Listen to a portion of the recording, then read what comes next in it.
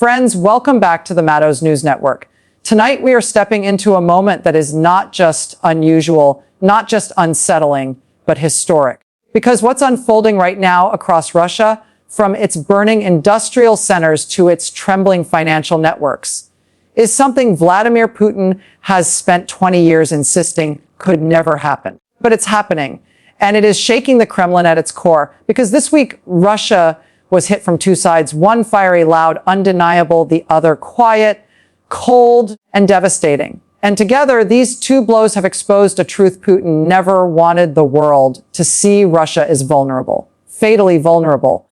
Ukraine struck deep into Russian territory, not near the front lines, not in contested regions, but in the very heart of the country, the places Moscow told itself were untouchable. And while smoke was rising in the Russian night, China, Russia's lifeline, Russia's economic lungs, took a step back, a small step on paper. But to Russia, it landed like an earthquake. And tonight, we're going to walk through exactly why this moment matters, why these strikes, why this silence from China, why this sudden tremor inside Moscow could mark a turning point so significant that years from now, historians may look back and say, this was it. This was the night the illusion finally cracked. Friends, let's dive in. Because what happened inside Russia didn't begin with explosions. It began with assumptions, decades of them. Assumptions built into policy, military planning, energy strategy, and the Kremlin's own sense of invincibility. For as long as Putin has been in power, Russia's leaders believed that distance was their greatest shield, that the sheer size of Russia, the vastness of it, made deep strikes impossible. Refineries hundreds of miles from Ukraine were supposed to be safe. Energy hubs far beyond the front lines were supposed to be unreachable. This was the myth the Kremlin wrapped itself in. But myths don't survive contact with reality. And on this night, reality came crashing down. Ukraine didn't strike at random. It didn't go after small depots or symbolic targets.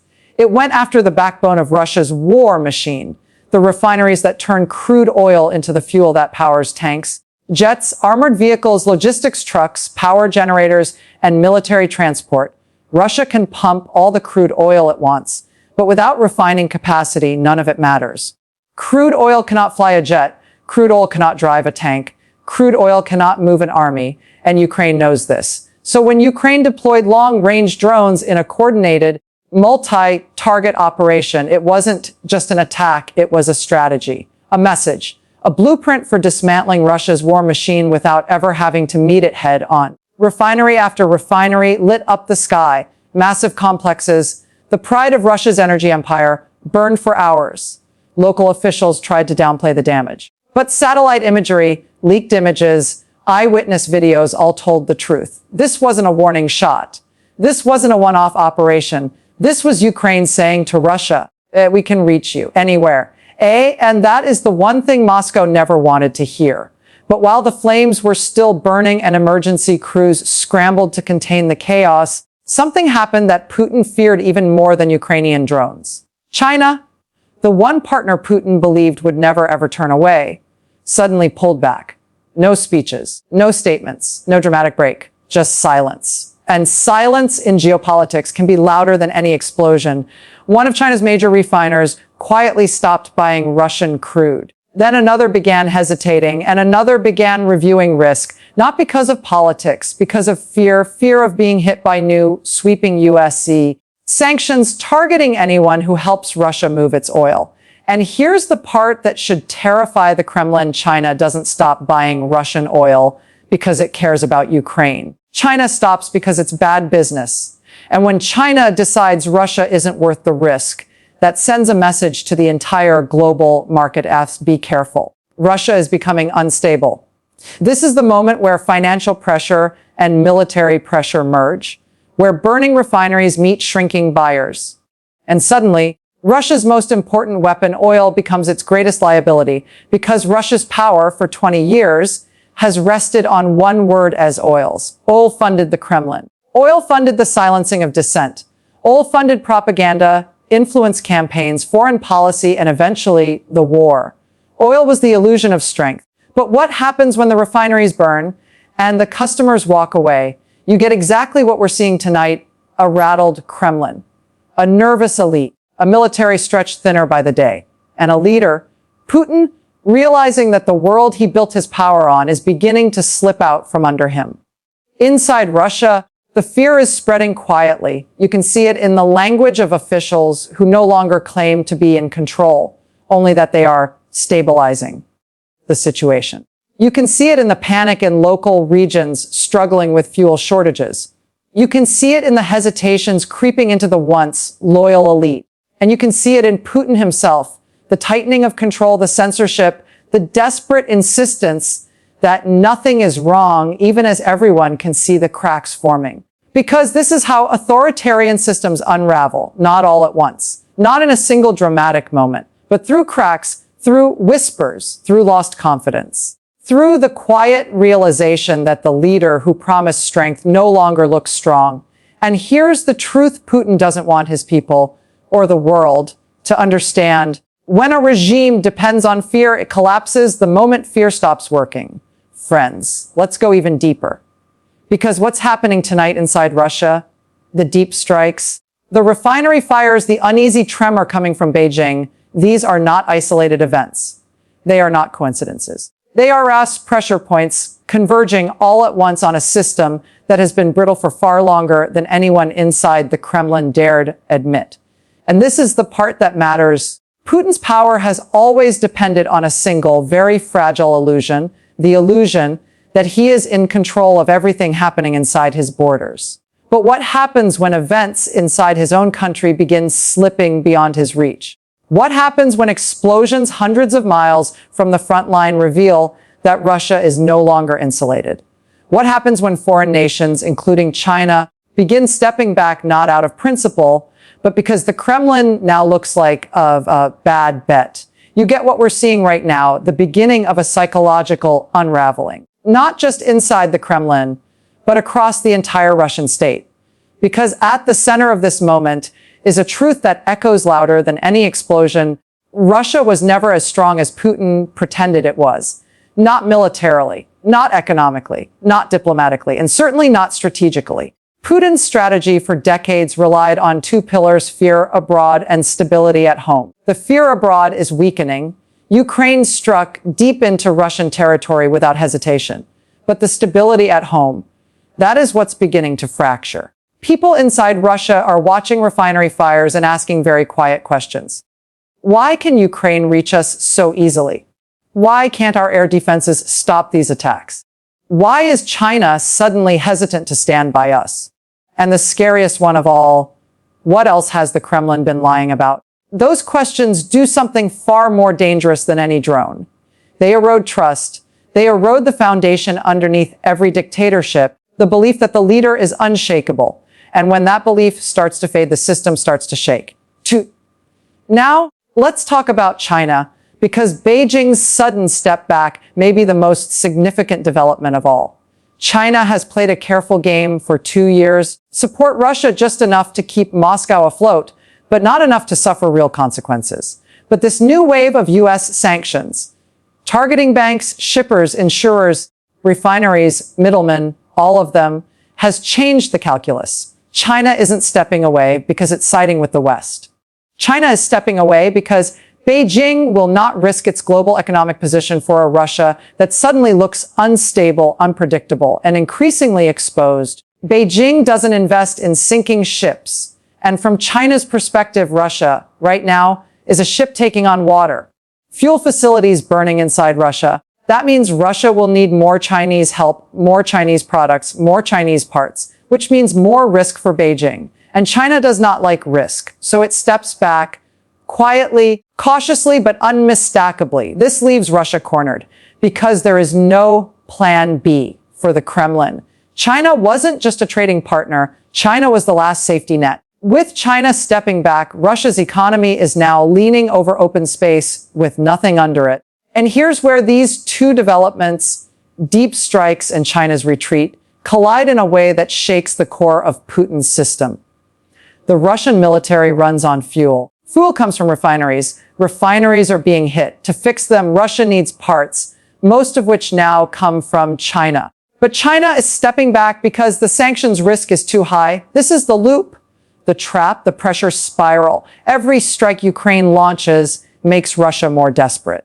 Every step China takes back makes Russia more isolated. Every moment of isolation makes Russia more vulnerable to the next strike. This is how wars turn, not suddenly, but through a slow tightening of the noose. And Putin knows it. Inside Moscow, the panic isn't public, not yet, but it's there. You can see it in the rushed meetings. You can see it in the unusual late night calls between Kremlin ministries. You can see it in the quiet purges already beginning among lower-level officials accused of incompetence. A word the Kremlin uses when it wants someone to blame but can't admit the real problem. Because if Putin admits these strikes are happening because Russia is exposed, it destroys the myth of control. If he admits China is stepping back, it destroys the myth of partnership. And if he admits both are true at the same time, it destroys the myth of strength. Authoritarian regimes don't survive the collapse of these myths. They survive only as long as their people and their elite believe the leader can protect them. Right now, Putin cannot protect Russia's refineries. He cannot protect Russia's supply chain. He cannot protect Russia's economy from China's hesitation. And he cannot protect Russia's image from the world seeing the cracks form. This is how a regime begins to weaken. Not through revolution, not through dramatic collapse, but through the slow, steady erosion of confidence. The fear that kept people obedient begins to fade. The lies that held the system together begin to unravel. And the leader who once looked untouchable begins to look exposed. Friends, let's keep going. Because the deeper we look into this moment, the clearer it becomes that Russia is entering a phase it has spent decades trying to avoid. A phase where the pressures outside the Kremlin walls are growing faster than the Kremlin can contain them. And when that happens, the system doesn't simply bend, it begins to warp. To understand the significance of these deep strikes, why they matter not just tactically, not just militarily, but psychologically, we need to step into the mindset of the Russian state under Vladimir Putin. For over 20 years, the Kremlin's power has lived in a very careful balance of fear and inevitability. The message was always the same: we are too big to threaten, too powerful to challenge, too far away to touch. This was the story Putin told his people. This was the story he told the world. This was the story he built his entire political identity upon. But now, one drone at a time, one refinery at a time, that story is breaking apart. Because distance, the pride of Russia's geography, is no longer a shield. Technology has erased it. Strategy has exploited it. And Ukraine, a country Putin dismissed, belittled, and underestimated at every turn, is demonstrating that Russia's size is now a weakness, not a strength. The farther a refinery is from Ukraine, the longer it takes Russia to reinforce it. The deeper the attack, the slower the response. The larger the nation, the more impossible it becomes to defend every square kilometer. It's a paradox Putin never anticipated. The bigger the country, the more targets it has. The more targets it has, the more vulnerable it becomes. And tonight, that vulnerability is no longer theoretical. It's visible in flames across multiple regions. But this is only half the story, because for every explosion thousands of miles inside Russia, there is another kind of detonation happening in boardrooms, banks, and diplomatic channels across Asia. A quieter kind, a colder kind, the kind China specializes in. China stepping back, even slightly, hits Russia in a place Ukrainian drones can't reach Russia's financial arteries. When Chinese refiners hesitate, when Chinese banks pull back, when Chinese shipping firms pause their routes, when Chinese insurers quietly stop covering Russian cargo, those aren't inconveniences. Those are choke points, pressure valves, strangulation points. Because Russia's entire wartime economy is built on a single lifeline, the ability to sell energy. Cut that lifeline, even partially, and the Kremlin begins suffocating. And Beijing knows this. Beijing calculates this. Beijing uses this. China is not emotional in its decisions. China is not loyal in its alliances. China is not sentimental about Russia's fate. China is pragmatic. And pragmatism looks at a Russia losing refineries, losing infrastructure, losing stability, and says, too risky, step back. This is not betrayal. This is business. And that's what terrifies Moscow. Because if China, Russia's last major economic partner, is prioritizing its own safety over its friendship with Putin, what does that tell every other country watching? That kind of division can break an army. And inside the Kremlin, Putin faces a nightmare, the possibility that the military could become a political actor. Not through a coup, not yet, but through resistance, through refusal, through slow compliance, through selective obedience. When military loyalty becomes conditional, regimes weaken. Think about recent history, not Russia's past, other authoritarian systems. When did the Shah of Iran fall? When security forces stopped defending him effectively. When did the Soviet Union collapse? When the military refused to crush protests decisively. When did regimes in North Africa unravel? When the army stopped seeing its fate tied to the leader. Authoritarian governments survive as long as the military believes the leader can deliver stability and resources. When that belief fades, everything becomes uncertain. And friends, uncertainty is creeping into the Russian command structure. You can hear it in the tone of military briefings. You can see it in the frantic relocation of assets. You can feel it in the silence coming from top generals who once spoke confidently. Silence is not strength. Silence is fear. Now, add one more critical development. For the first time, Russian military bloggers, voices normally aligned with the war effort, are openly criticizing the government for failing to protect critical infrastructure. They are accusing the defense ministry of incompetence. They are demanding accountability. These bloggers shape public perception among soldiers, veterans, and nationalist supporters. When they turn against leadership, morale collapses further, and morale matters. Armies do not fight on fuel alone. They fight on belief that their sacrifices have purpose, that their leaders are capable, that victory is possible. Right now, that belief is eroding, which brings us to the most dangerous question of all. What does Putin do when he realizes the military may not be able to deliver the victory he promised? History tells us the answer, and it is not reassuring. Leaders in this position often choose escalation, not because it improves their strategic position, but because it signals strength, buys time, and forces elites and the military to stay aligned out of fear. This is where desperate systems make reckless decisions. Friends, the pressure we are watching is not just weakening Russia's capacity. It is pushing the Kremlin toward a crossroads. One path leads to negotiation. One path leads to escalation. One path leads to internal fracture. And the terrifying truth is that Putin may not control which path emerges. Friends, this is the moment when the story moves from military crisis to political instability. And I want you to understand something crucial. Political instability in authoritarian systems does not begin with protests in the streets. It does not begin with slogans or rallies or opposition leaders emerging out of nowhere. It begins quietly. It begins in whispers, in private meetings, in phone calls no one reports, in silence from people who once spoke loudly. And that is exactly what we are seeing inside Russia right now. The first sign is distance. Not public distance. No one in the Kremlin dares criticize Putin openly. But private distance. Elites who once competed to show loyalty are now stepping back. Officials who once pushed aggressive policies are suddenly unavailable. Governors who once promised full support are quietly complaining about shortages, about budgets, about being left alone to handle crises. This is how loyalty erodes. Not with rebellion, with hesitation, because hesitation is contagious. Regional leaders in Russia are already facing the consequences of refinery strikes. Fuel shortages mean transportation problems. Transportation problems mean delayed goods. Delayed goods mean angry citizens, struggling businesses, rising prices. And when citizens complain, they don't call the Kremlin, they call their governors. Those governors, in turn, look to Moscow for help. And increasingly, Moscow cannot provide it. When the state cannot deliver, the political center weakens. And friends, this is the nightmare scenario for Putin, the fragmentation of control. Russia is not a tightly unified state. It is a vast federation made up of regions that often have their own interests, their own power structures, their own economies. Many of these regions depend heavily on oil revenue. If that revenue shrinks, their ability to govern shrinks with it. We are already seeing signs of strain.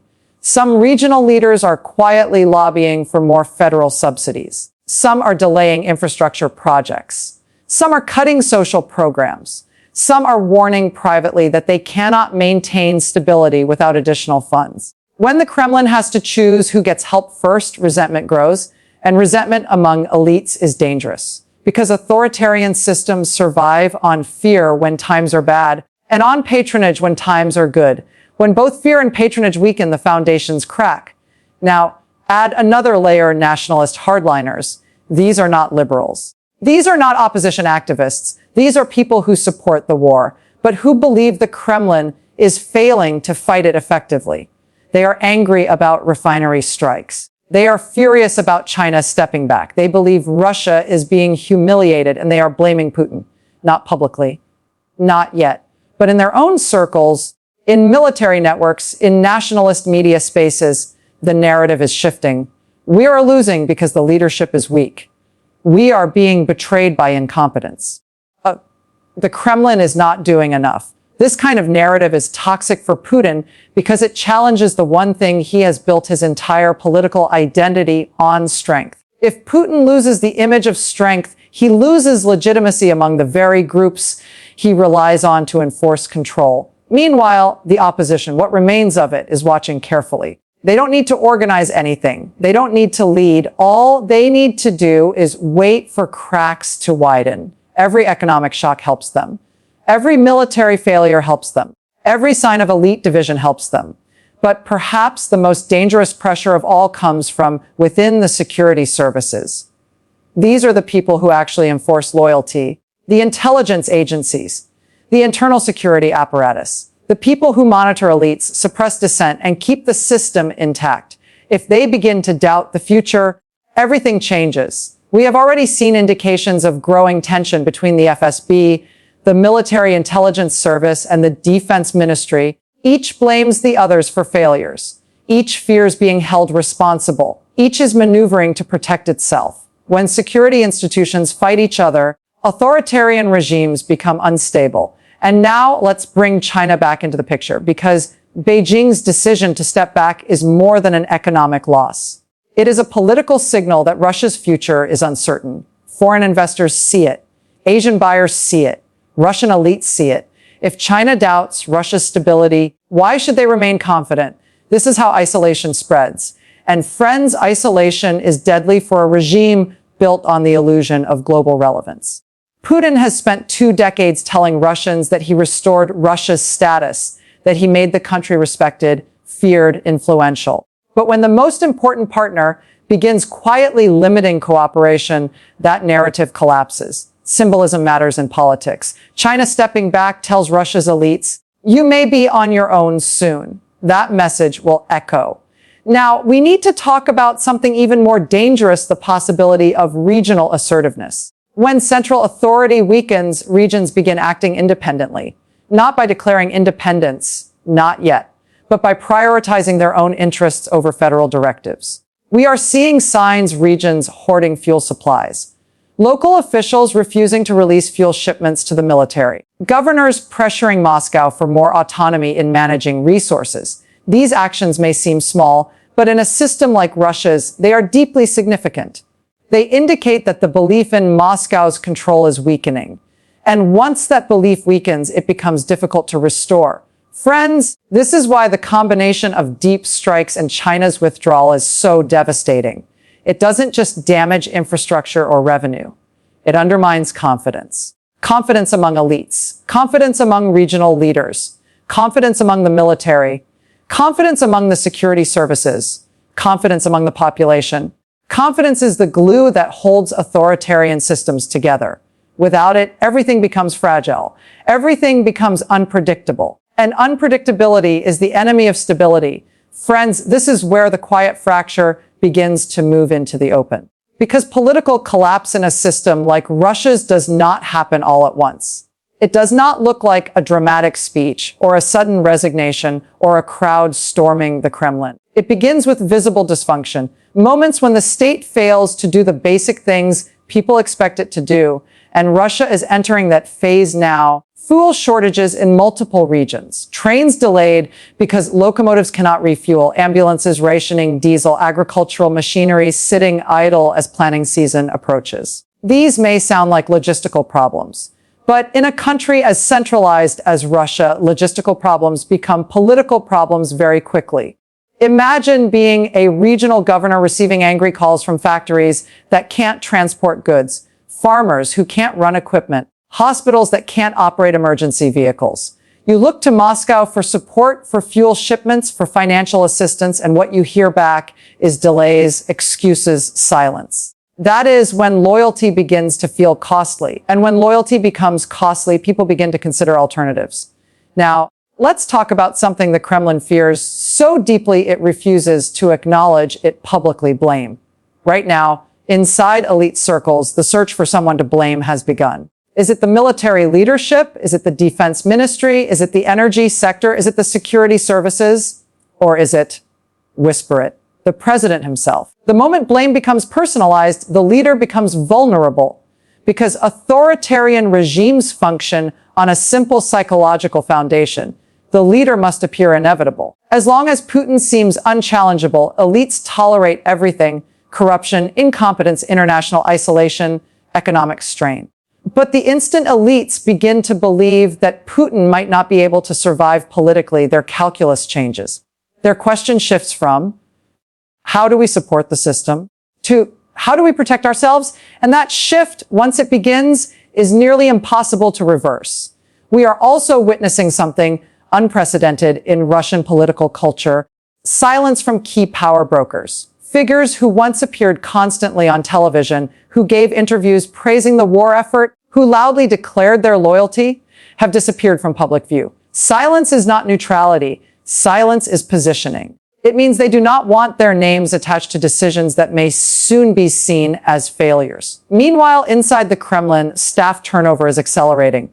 Quiet firings, sudden reassignments, advisors removed, ministers sidelined. These are signs of a leadership trying to contain internal panic. Because Putin understands that instability does not begin with crowds. It begins with elites losing confidence. Now, let's turn to the Russian public. Many analysts assume the population will remain passive forever. But this assumption ignores a key historical truth. Russians tolerate hardship as long as they believe hardship has meaning, as long as they believe victory is possible, as long as they believe the state is strong. But what happens when they see that the state cannot protect them from shortages? When fuel prices spike, when transportation collapses, when businesses close? When the war that was supposed to be distant begins affecting their daily lives, support erodes. Not through protests, through withdrawal. People stop volunteering, stop donating, stop believing, stop participating. Passive resistance is powerful in a system that relies on public compliance. And while that unfolds, another dangerous dynamic is emerging. Competing narratives. The Kremlin says everything is under control. Nationalists say the leadership is weak. Economists warn the budget is collapsing. Regional officials complain of shortages. Military voices express frustration. Multiple narratives mean one thing: the state is losing control of the story. And when a regime loses control of the story, it loses control of perception. When it loses control of perception, it loses control of legitimacy. And when legitimacy erodes, power becomes vulnerable. Now, friends, we must look at the most explosive potential outcome: the rise of alternative power centers. In Russia today, there are 3 institutions capable of challenging the Kremlin's authority: regional governments, the military, the security services. All 3 are under pressure. All 3 are dissatisfied. All 3 are positioning themselves. If even one of them decides that Putin's continued leadership threatens their interests, the balance could shift rapidly. This is how political crises accelerate, not gradually. Suddenly, one decision, one defection, one refusal to follow orders, one region withholding resources, one security chief choosing self-preservation. Authoritarian regimes do not crumble slowly. They weaken slowly, then collapse quickly. And friends, the weakening is already underway. Friends, as we bring this to a close tonight, I want you to step back and look at the shape of what we're witnessing. Because this is not just a story about drones or refineries or sanctions or diplomatic signals from Beijing. This is a story about a system that believed it was untouchable and is now being forced to confront its own vulnerability. For years, Vladimir Putin projected an image of certainty. Russia would always have fuel. China would always buy. The military would always obey. The regions would always comply. The elite would always remain loyal. The public would always endure. But tonight, that chain is breaking. Ukraine has reached deep into Russia's industrial heart. China has quietly stepped back from economic support. Elites are hesitating. Regions are straining. The military is fracturing. The narrative is slipping. And once a system like this begins to lose control, once doubt enters the bloodstream, once fear replaces confidence, the outcome becomes unpredictable. That is the chaos Putin now faces. Not chaos in the streets, but chaos among the very structures that hold his power together. Chaos in boardrooms, in military headquarters, in regional administrations, in the silent calculations of people who once believed their futures were tied to the Kremlin and are now reconsidering. History teaches us something important about moments like this. Authoritarian regimes do not fall because they are challenged from below. They fall because they are abandoned from within. Because when the costs of loyalty outweigh the benefits, when survival becomes personal, when the leader no longer appears inevitable, the system begins to fracture. Tonight, we are not saying that collapse is certain. We are not saying that Russia will face immediate upheaval.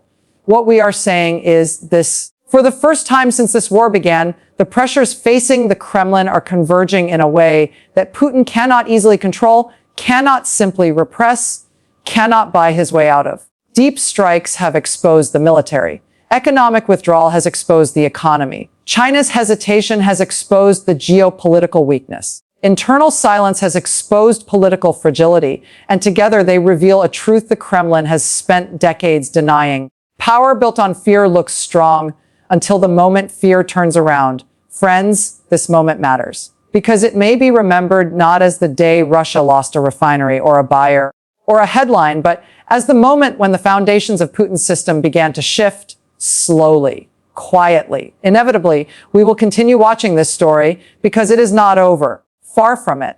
The next moves from Moscow, from Beijing, from Kyiv, from the international community will shape what comes next. But tonight, one thing is clear. The world around Russia is changing, and Russia itself is beginning to change with it. For POITIQ, I'm Rachel Maddow. Good night.